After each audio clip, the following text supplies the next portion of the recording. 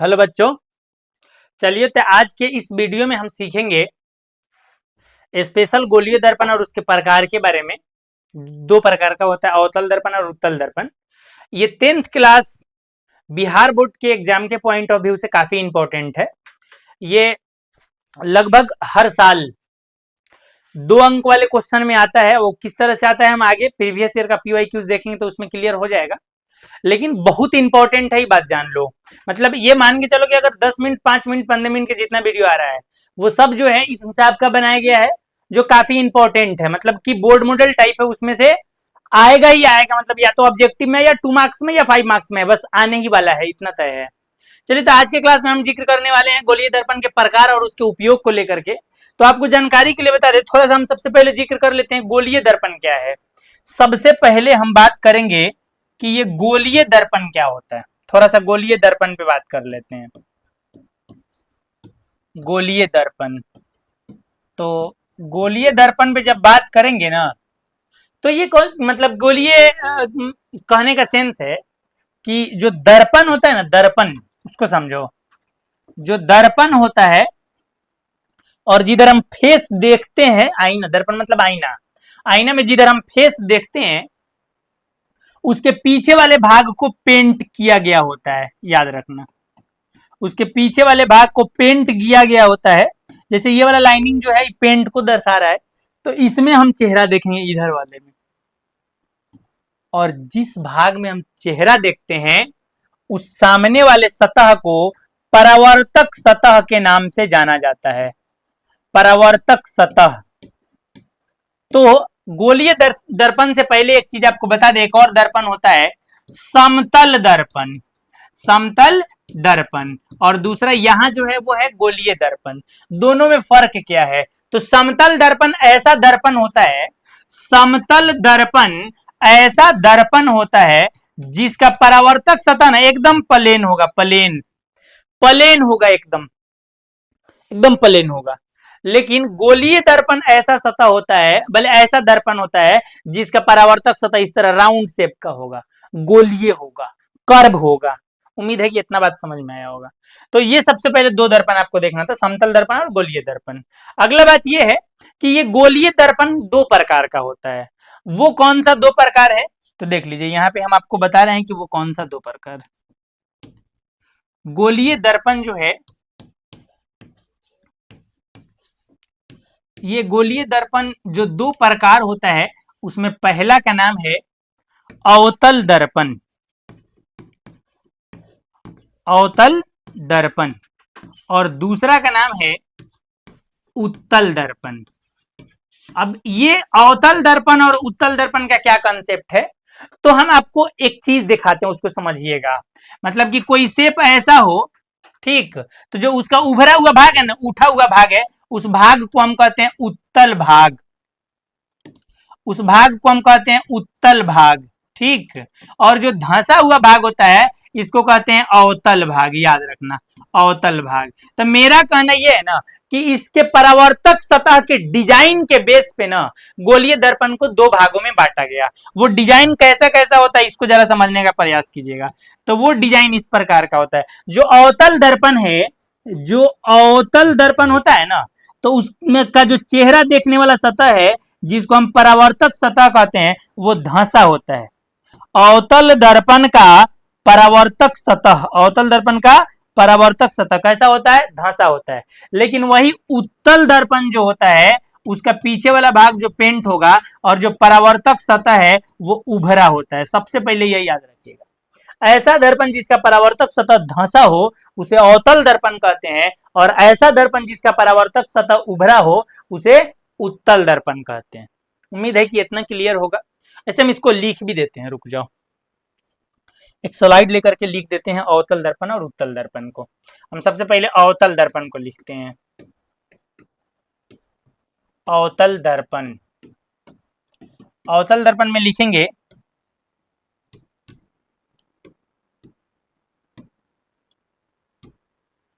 ऐसा दर्पण, ऐसा दर्पण जिसका परावर्तक सतह, ऐसा दर्पण जिसका परावर्तक सतह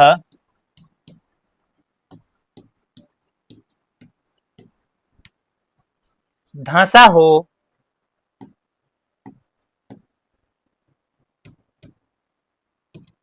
ऐसा दर्पण जिसका परावर्तक सतह धंसा हो उसे उत्तल दर्पण कहते हैं। अब क्या है ना कि इसका चित्र कैसे बनाएंगे, तो ये देख लो, इस टाइप से इसका चित्र हम बना सकते हैं इस तरह से, और ये बाहर वाले भाग को कलई करना कहते हैं या रजतित करना कहते हैं। ये इसका परावर्तक सतह कैसा है, धंसा हुआ है। अच्छा, दूसरा जो दर्पण का प्रकार है वो है उत्तल दर्पण।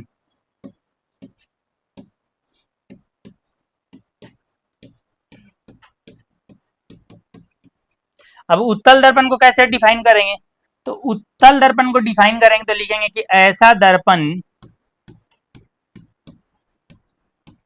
जिसका परावर्तक सतह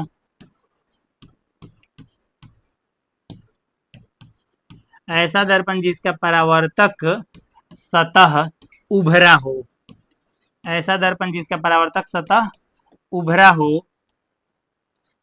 उसे उत्तल दर्पण कहते हैं, उत्तल दर्पण कहते हैं। अवतल दर्पण और उत्तल दर्पण से संबंधित बहुत सारी बातें हैं, यहाँ हम डिफिनेशन कर रहे हैं और दूसरा चीज क्या दिखा रहे हैं आपको, तो उसका चित्र बना के दिखा रहे हैं। अब उत्तल दर्पण कैसा होगा ये देख लीजिए, इस टाइप से लाइनिंग कीजिए, ठीक, और यहां से इसको कलई या रजतित कर दीजिए, ठीक है। तो जो परावर्तक सतह जिसमें चेहरा दिखाई देगा वो उभरा हुआ होता है। जैसे ये उत्तल दर्पण का एग्जांपल आपको कहाँ देखने को मिलेगा, तो जो चम्मच को आप ले लो, उत्तल अवतल दोनों वहीं क्लियर हो जाता है। वो जो चम्मच होता है, टी स्पून जिसको बोलते हैं, तो उसका जो गड्ढा वाला भाग है उसमें आप चेहरा देखेंगे, वो एकदम चिकना सतह होता है, वो दर्पण का कार्य करता है। तो उसका जो गड्ढा वाला भाग है वो अवतल दर्पण का एग्जाम्पल है, उसका जो बाहर वाला उभरा हुआ भाग है वो उत्तल दर्पण का एग्जाम्पल है। तो सबसे पहले उत्तल दर्पण अवतल दर्पण क्या होता है, दोनों का डिफिनेशन और एग्जाम्पल क्लियर हो गया। चलिए हम आगे बात करेंगे, इन दोनों से रिलेटेड एक चीज पूछता है, दोनों का उपयोग पूछता है कि अवतल दर्पण का क्या उपयोग है और उत्तल दर्पण का क्या उपयोग है। तो यहाँ पे सबसे पहले देख लीजिए अवतल दर्पण के उपयोग दिए हुए हैं। तो अवतल दर्पण का उपयोग कहाँ कहाँ करते हैं, तो सबसे पहले दंत चिकित्सकों द्वारा इसका प्रयोग किया जाता है, माने दांत का जो डॉक्टर होता है वो इसका उपयोग करता है, क्या करने के लिए, तो दांत को बड़ा और स्पष्ट देखने के लिए। उत्तल दर्पण का उपयोग दांत का डॉक्टर यूज मतलब करता है दांत को बड़ा और स्पष्ट देखने के लिए। हजामती दर्पण के रूप में, मतलब कि जो सेविंग जो हजाम जो होता है, सेविंग करने के लिए सामने जो दर्पण रखता है वो अवतल दर्पण उपयोग करता है, काहे के लिए, तो चेहरा जो है वो बड़ा और स्पष्ट दिखाई दे, जिसे सेविंग करने में आसानी हो, ठीक। तीसरा चीज है कि इसका उपयोग दूरबीन और टर्च के हेडलाइट में, मतलब कि दूरबीन में टर्च और हेडलाइट में, इसको समझो, जो टॉर्च होता है, टॉर्च उसके अंदर का जो प्याला होता है, प्याला, आप टॉर्च को जाके ध्यान से देखना, जहां बल्ब लगा होता है वहां पे एक प्याला होता है, ठीक, वो प्याला जो है वो टर्च का मतलब, उसी तरह हेडलाइट को आप देखेंगे तो हेडलाइट, गाड़ी का जो हेडलाइट होता है वो इस तरह गड्ढा होता है, तो जो गड्ढा वाला चमकीला भाग होता है ना वो अवतल दर्पण होता है, ठीक। उस तरह से दूरबीन में भी इसका उपयोग करते हैं, किसका, अवतल दर्पण का, प्रकाश को एक बिंदु पर क्या करने के लिए, एकत्रित करने के लिए। उम्मीद है कि समझ में आ गया होगा। अच्छा, और एक बात बता रहे हैं, केवल एकत्रित करने के लिए ही नहीं, थोड़ा सा इसका कंसेप्ट बता देते हैं क्या है। जैसे मतलब ध्यान से सुनना, इसका कंसेप्ट क्या है, इस तरह से होता है अवतल दर्पण वहां पे। और एक बात को सुनना, क्या होता है, यहाँ पे लगा होता है बल्ब, ठीक है। अब इस बल्ब से प्रकाश किरण जो है वो इस तरह से जाएगा,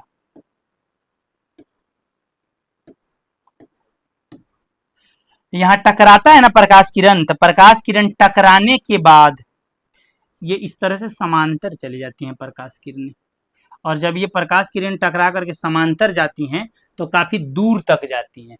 मतलब क्या है ना कि प्रकाश किरण, मतलब ये देखो, हम ये बोल रहे हैं कि इस बल्ब को निकाल के अगर हम जलाएंगे, इस प्याला से बाहर निकाल के बल्ब को जलाएंगे, बस इतना दूर उजाला होगा, लेकिन वही बल्ब को जब इस कटोरी के अंदर रख के जलाते हैं तो बहुत दूर तक फोकस जाता है। इसी कंसेप्ट पर जो वहां पे जो अपसारित माने किरण पुंज है उनको ये समांतर किरण पुंज में बदलकर और दूर तक ट्रेवल करा देता है। तो यहाँ पे एक चीज ये है कि हेडलाइट में जो हम ये अवतल दर्पण यूज करते हैं वो काहे के लिए, तो समांतर और मजबूत किरण पुंज प्राप्त करने के लिए, ताकि दूर तक प्रकाश के प्रभाव को भेजा जा सके। उम्मीद है कि अवतल दर्पण का उपयोग समझ में आया होगा, ये 2 मार्क्स में पूछता है। अच्छा, आगे हम बात करेंगे इसके बाद यहाँ देख भी सकते हैं दांत को स्पष्ट देखने के लिए, सेविंग के लिए जो है दर्पण यूज किए यहाँ भी। उम्मीद है कि ये सब टॉर्च और हेडलाइट तो आप देख ही रहे हैं, समझा भी दिए आपको। अच्छा, दूसरा है उत्तल दर्पण का उपयोग। उत्तल दर्पण के अगर उपयोग का बात करेंगे तो उत्तल दर्पण का उपयोग सबसे जो जबरदस्त उपयोग है कि जो ड्राइवर मतलब गाड़ी चला रहा होता है उसके बगल में यहाँ जो दर्पण लगा होता है, या सामने दर्पण एक लगा होता है जिसमें पीछे का पैसेंजर देखता है या साइड से पीछे के गाड़ी देखता है, तो वो आप उसको आप ध्यान से देखें तो वो थोड़ा सा बीच से उठा होता है, बीच से उठा होता है और किनारे से इस तरह से धंसा होता है, मतलब उसका सतह जो है उभरा हुआ है। तो साइड मिरर के रूप में उसका उपयोग करते हैं हम, यहां आप देख सकते हो। ठीक, तो वाहनों के पीछे देखने वाले दर्पण के रूप में, इसको इंग्लिश में कहते हैं साइड मिरर, माने साइड मिरर के रूप में इसका उपयोग करते हैं। या इसका एक और हिंदी होता है पश्च दृश्य दर्पण के रूप में। कंफ्यूज नहीं होना, ये जो वर्ड लिख रहे हैं या बता रहे हैं ये बड़ा इंपॉर्टेंट है। पश्च दृश्य दर्पण के रूप में, पश्च दृश्य दर्पण के रूप में उपयोग किया था किसका? उत्तल दर्पण का। पश्च दृश्य का मतलब पीछे का दृश्य देखने के लिए।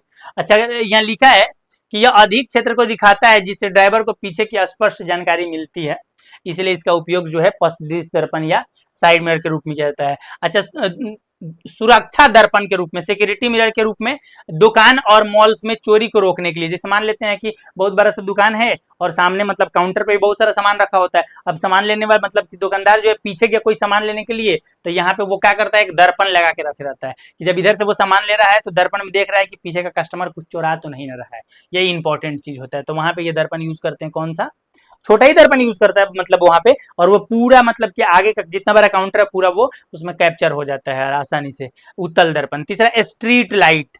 स्ट्रीट लाइट जो है यहाँ पे आप देख सकते हैं, स्ट्रीट लाइट यहाँ पे, इस स्ट्रीट लाइट में भी कौन से दर्पण का उपयोग करते हैं? उत्तल दर्पण का उपयोग करते हैं। काहे के लिए? तो प्रकाश के क्षेत्र को बड़ा करने के लिए, ताकि दूर तक प्रकाश का क्षेत्र फैल सके, इसलिए उत्तल दर्पण का उपयोग करते हैं। उम्मीद है यहां तक में कोई दिक्कत नहीं होगा, आपको समझ में आ रहा।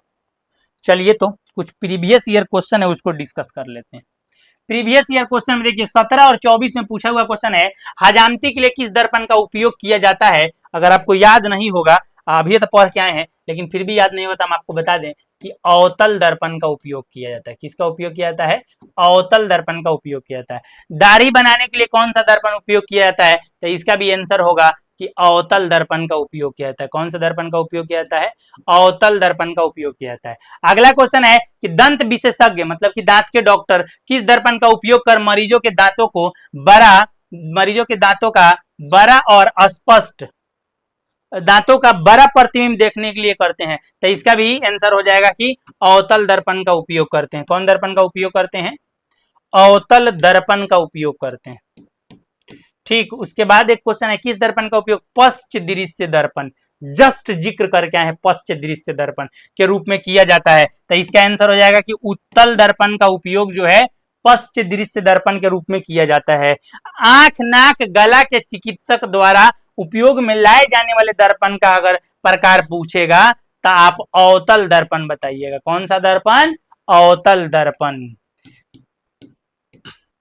चलिए, आगे कुछ क्वेश्चन है पीवाई क्यूज में, कह रहे अवतल दर्पण के दो उपयोग लिखिए। अब अवतल दर्पण का दो उपयोग कहेगा तो एक कह देंगे हजामती के दर्पण के रूप में, और दूसरा दांत के डॉक्टरों द्वारा दांत को स्पष्ट और बड़ा देखने के लिए। बस हो गया दो उपयोग।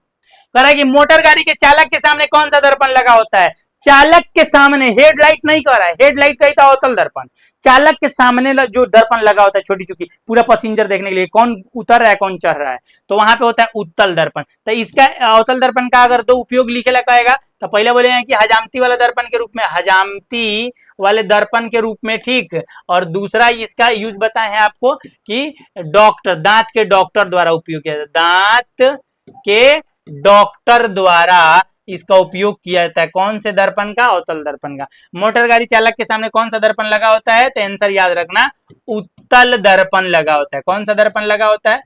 उत्तल दर्पण लगा होता है। ठीक है, उत्तर देख ले, उत्तल है, उत्तर लिखा गया है, कोनो बात नहीं है, वैसे उत्तल होगा। उत्तल और अवतल दर्पण के तीन तीन उपयोग को लिखें, तो तीन तीन को उपयोग देते अभी हम लोग अभी डिस्कस करके आए हैं। उत्तल दर्पण का तीन उपयोग, एक उपयोग, दूगो, तीन गो। अवतल दर्पण का था। और उसके बाद कहाँ भाग गया, अवतल दर्पण का 3 उपयोग, 1 2 3, और यहाँ पे उत्तल दर्पण का 3 उपयोग दिया ही है, आप यहाँ से भी नोट कर सकते हैं। फिर उसके बाद एक क्वेश्चन है, अवतल दर्पण और उत्तल दर्पण में अंतर स्पष्ट कीजिए। हाँ, उत्तल दर्पण और अवतल दर्पण में अंतर का जो बात कर रहा है, ये हम अभी आपको सिखा रहे हैं, ध्यान से देखना, ये बड़ा इंपॉर्टेंट क्वेश्चन है, एक स्लाइड लेकर के सिखा देते हैं।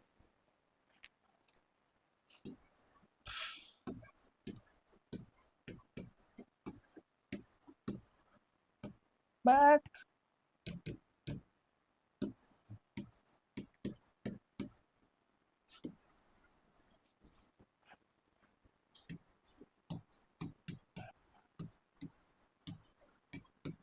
उत्तल दर्पण अवतल दर्पण में अंतर पूछ रहा है, तो सबसे पहला अंतर क्या होता है, तो हमसे अगर सबसे पहला अंतर का अगर जिक्र हम करेंगे, तो सबसे पहले अंतर के रूप में बताएंगे कि इसका परावर्तक सतह, किसका, अवतल दर्पण का, इसका परावर्तक सतह धंसा होता है, इसका परावर्तक सतह धंसा होता है। उम्मीद है कि आप लिख लीजिएगा पूरा भाषा लगा के कि इसका परावर्तक सतह धंसा होता है। इसमें लिखाएगा कि इसका परावर्तक सतह कैसा होता है, उभरा होता है।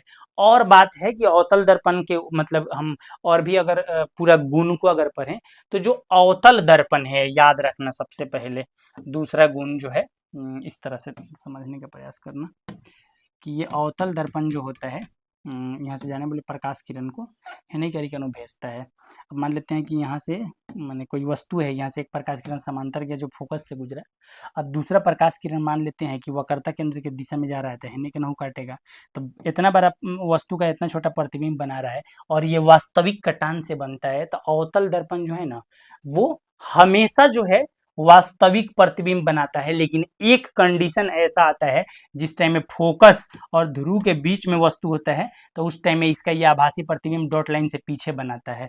तो हम मिला जुला के ये बोलेंगे कि अवतल दर्पण जो है वो दोनों प्रकार का प्रतिबिंब बनाता है। अभी हम प्रतिबिंब पर जिक्र थोड़े करेंगे, प्रतिबिंब अलग टॉपिक आएगा, बस इतना याद रखिए कि अवतल दर्पण जो है वास्तविक और आभासी दोनों प्रकार का प्रतिबिंब बनाता है। तो इसमें अंतर में लिखाएगा कि यह वास्तविक तथा आभासी दोनों प्रकार का प्रतिबिंब बनाता है। अब 2 नंबर में अंतर है, 2-3 को बात लिखना ही होगा। तो यह वास्तविक तथा आभासी दोनों प्रकार का प्रतिबिंब बनाता है, दोनों प्रकार का प्रतिबिंब बनाता है। तो फिर इधर क्या लिखाएगा, तो हम आपको जानकारी के लिए बता दें कि जो उत्तल दर्पण है ये हमेशा सर्वदा मतलब हमेशा ये आभासी प्रतिबिंब बनाता है, ये हमेशा आभासी प्रतिबिंब बनाता है, याद रखिएगा। उत्तल दर्पण हमेशा केवल आभासी प्रतिबिंब ही बनाता है, बस इतना ही बात है। चलिए अगर तीसरा पॉइंट पे अगर हम बात करें, तो तीसरा इसका अंतर क्या होगा, थोड़ा समझने का प्रयास करना है। इसको हम छोटा कर लेते हैं, 1 मिनट रुक जाओ थोड़ा सा।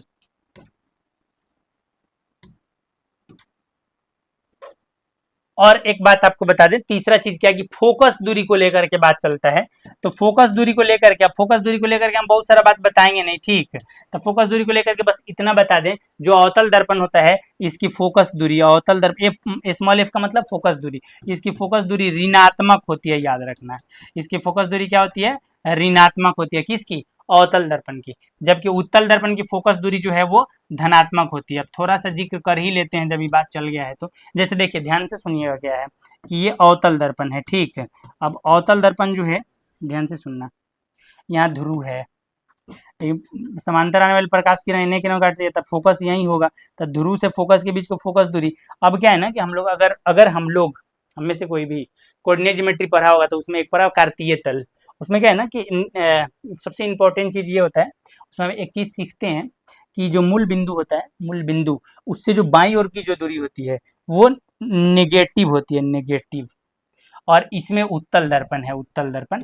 उत्तल दर्पण में क्या होता है कि आने वाली प्रकाश किरणें जाती हैं ऊपर की ओर, लेकिन लगता है कि इधर कहीं से आ रही हैं, तो इसका मतलब कि फोकस यहाँ पे होता है। अभी ये मूल बिंदु के दाईं ओर होता है, तो ये पॉजिटिव हो जाता है। तो वही बात है ये अवतल दर्पण का फोकस दूरी क्या होगा, तो ऋणात्मक होगा इस साइड होने के कारण, और उत्तल दर्पण का फोकस दूरी उस साइड होने के कारण क्या होगा, धनात्मक होगा।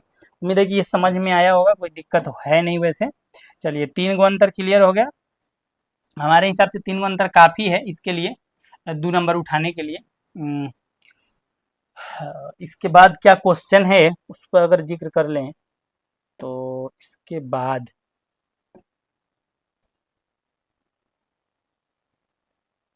अवतल दर्पण बस लास्ट ही क्वेश्चन था कि अवतल दर्पण और उत्तल दर्पण के उपयोग। उम्मीद है कि समझ में भी आया होगा, किसी प्रकार का कोई प्रॉब्लम होगा नहीं। ठीक है, मिलते हैं नेक्स्ट वीडियो में। आज के लिए यहीं तक, धन्यवाद जुड़े रहने के लिए। वीडियो अच्छा लगा हो तो लाइक और शेयर जरूर करें, अपने दोस्तों तक जरूर इसे भेजें, और चैनल पे पहली बार नए हैं तो चैनल को सब्सक्राइब करें। धन्यवाद।